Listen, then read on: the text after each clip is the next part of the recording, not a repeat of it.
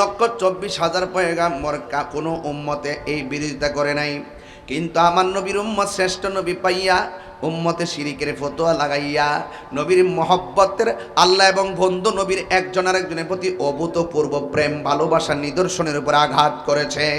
এই জন্য আমি বলতে চাই, ও হাজীগঞ্জের বাবা, জবানটা খুলে বলো লা ইলাহা ইল্লাল্লাহ মুহাম্মাদুর রাসূলুল্লাহ সাল্লাল্লাহু তাআলা আলাইহি ওয়াসাল্লাম একসাথে লেখা যায় আছে না নাই? খবরদার, তাহিরিরে ভণ্ড বলো, গালাগালি করো, মাজার পূজারি বলো, আমি তোমারে কিছু বলবো না। যখন আমি দেখবো আমার নবীর শান মান আজমতের উপরে তুমি বৃদ্ধাঙ্গুল প্রদর্শন করবা, আমার নবীর খতমে নবুয়তের চাদর ধরে টান দিবা, তুমি কিসের এসপি মন্ত্রী ডিসি এইগুলা দেখার টাইম আমার নাই। নবী আছে, তোমার স্যান্ডেল জিব্বা দিয়ে পরিষ্কার করে দেব। তোমার মাঝে নবী নাই, তোমার ছায়ার মধ্যে আমি পা দিতে কখনো যাব না। হাত তুলে বলো, ঠিক কি না বলো? ওয়া ইলাহুকুম ইলাহু ওয়াহিদুন লা ইলাহা ইল্লা হুয়ার রহমানুর রহিম।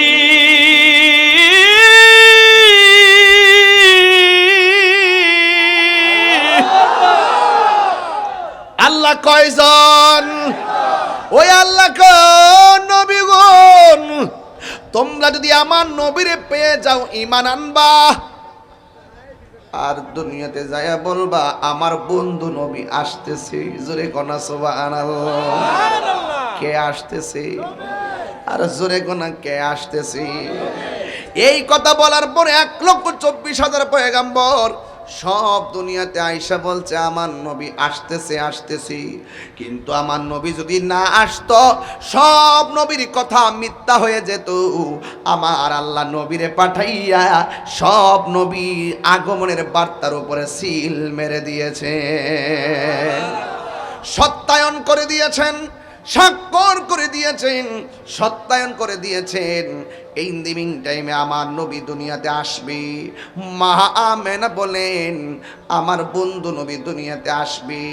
মা আমেনা বলে আমি ঘরের ভিতরে একটু ঢুকছি। সুবহানাল্লাহ কয় না গেলে গেলে জোরে কোন ঘরে ঢুকছে? খেজুরের পাতার ঘর, রাহমাতুল আলামিনের ঘর। এটা সাধারণ কোনো খবর না। মা আমেনা বলেন আমি ঘরের ভিতরে ঢুকেছি, আমার ঘরটা দেখতেছি দূর থেকে অন্ধকার। আমি যেই মাত্র ঘরের ভিতরে ঢুকলাম, আমি ডুইকা দেখলাম হঠাৎ করে ঘরটা আলো হয়ে গেছে। আপনারা বলেন আমি যে স্টেজে উঠছিলাম, স্টেজে ওঠার পরে কারেন্ট গেছিল নি? ওঠার পরে মাঝে মাঝে আপনারা মোবাইলের লাইট জ্বালছিলেন নি? আসার সময় দেখছি আলো, ওঠার পরে অন্ধকার, কিছুক্ষণ পরে আবার আলো আসলো। মনে মনে ভাবলাম মনে করে জেনারেটর দিছে, নাহলে কারেন্ট আইছে, একটা তো হইছে। মা আমেনা বলে আমি দূর থেকে দেখতেছি আমার ঘরটা অন্ধকার। আমি তখন ঘরের ভিতরে ঢুকলাম, ঢোকার পরে হঠাৎ করে দেখলাম আমার ঘর আলোকিত হয়ে গেছে। ও বন্ধু, ও হাজীগঞ্জের বাবা, এখান থেকে কেন বয়ানটা মোহব্বত দিয়া ধরছি জানেননি? কারণ কিশোর বয়সের পোলাপান এই নবীর শুভ আগমনের ইতিহাস জানার দরকার আছে না? না, মোবাইল নিয়ে ব্যস্ত থাকলে চলবে না। আমার দিকে তাকাও, একটা কথা মনে রাখো, তুমি পৃথিবীতে যাকেই ভালোবাসো না কেন সুযোগ পেলে তোমাকে ভুলে যাবে। একটা লোক তোমারে ভুলে না, তিনি হলো রহমাতুল লিল আলামিন। পাথরের আঘাত খাইয়া শরীরে রক্ত মুবারক ঝরছে, তাই ফেরে তাগড়া তাগড়া যুবক আমার নবীরে পাথর মারছে, আমার নবীর দন্ত মুবারক ফলাইয়া দিছে। এরপর নবী উম্মতরে ভুলে না, সেই নবীর মহব্বতের কথা বলছি। মা আমেনা বলে আমি ঘরের ভিতরে ঢুকলাম, আমি ঢুকার পরে আমি দেখলাম ঘরটা আলো হয়ে গেছে। আমি ডানে তাকাইলাম, দেখি কোনো লাইট নাই, বামে তাকাইলাম কোনো লাইট নাই, পিছনে তাকাইছি কোনো লাইট নেই। হঠাৎ করে আমি দেখলাম আমার স্বামী আব্দুল্লাহ রাদিয়াল্লাহু তাআলা আনহুর কপালের ভিতরে একটা নূর ঝল ঝল ঝল ঝল করতেছে। আমি আমার আমেনা বলেন ও পৃথিবীর মানুষ, আমার স্বামীর যখন আমি দেখছি স্বামীর কপাল মোবারকে নূর, আমি আর থাকতে পারি নাই, আমার স্বামীটারে আমি জড়াইয়া ধরছি।